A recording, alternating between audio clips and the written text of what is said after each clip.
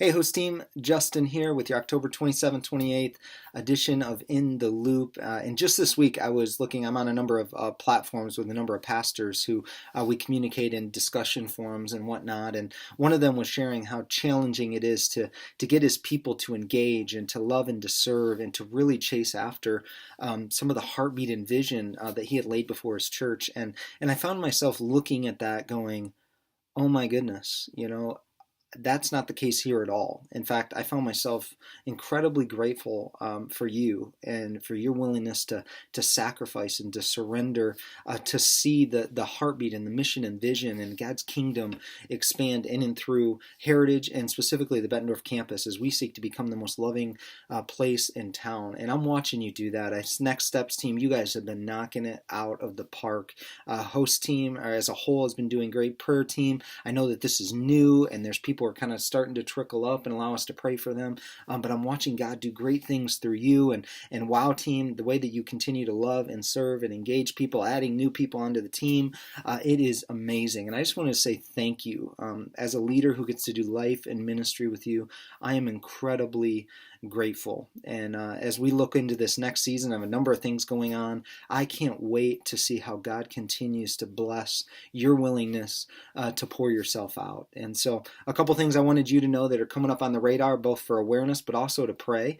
In fact, this weekend is one of those where we're going to celebrate communion together as a church family.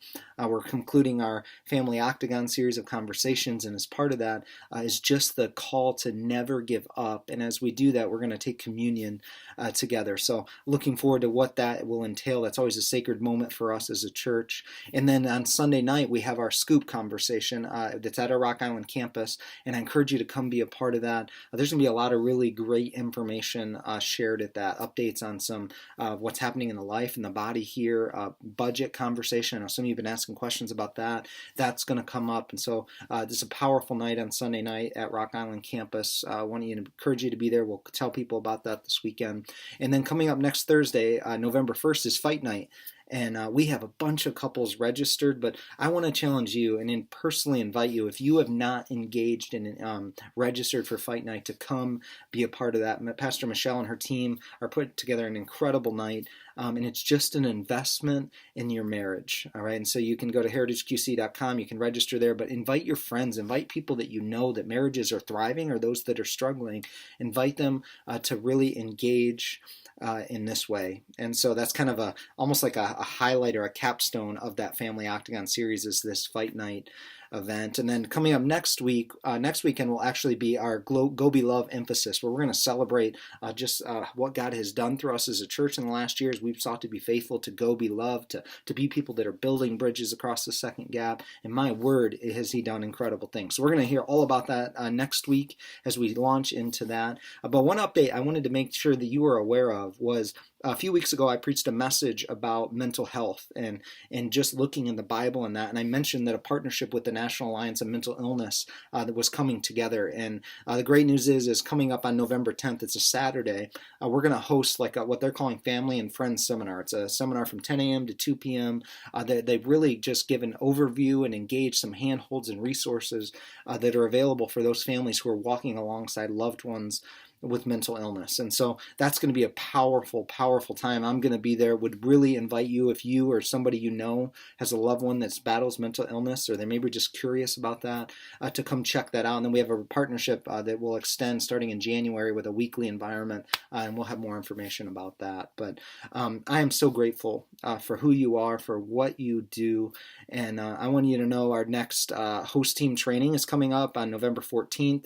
We'll do that from 6 to 8 p.m. So I'm going to include more about that in the body of this email, and you'll get an invite to that. But it's another time to come together, to be equipped, to get prepared for what God wants to do in us and in you and I individually. And so as I close this video, I wanted to read a passage of Scripture, and it's found in Revelation chapter 20, or chapter 2, starting in verse 2. And this is Jesus actually speaking to the churches. And what he says is, he says, "I know all the things you do.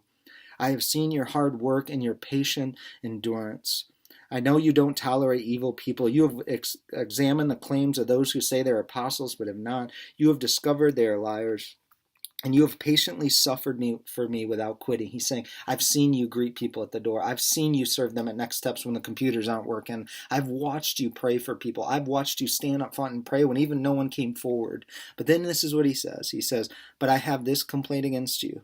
You don't love me or each other as you did at first. And here's my heart as a pastor, as your brother, is that as much as you're pouring yourself out and you're being faithful, and I know God sees that. That's what I love about this. He affirms the church.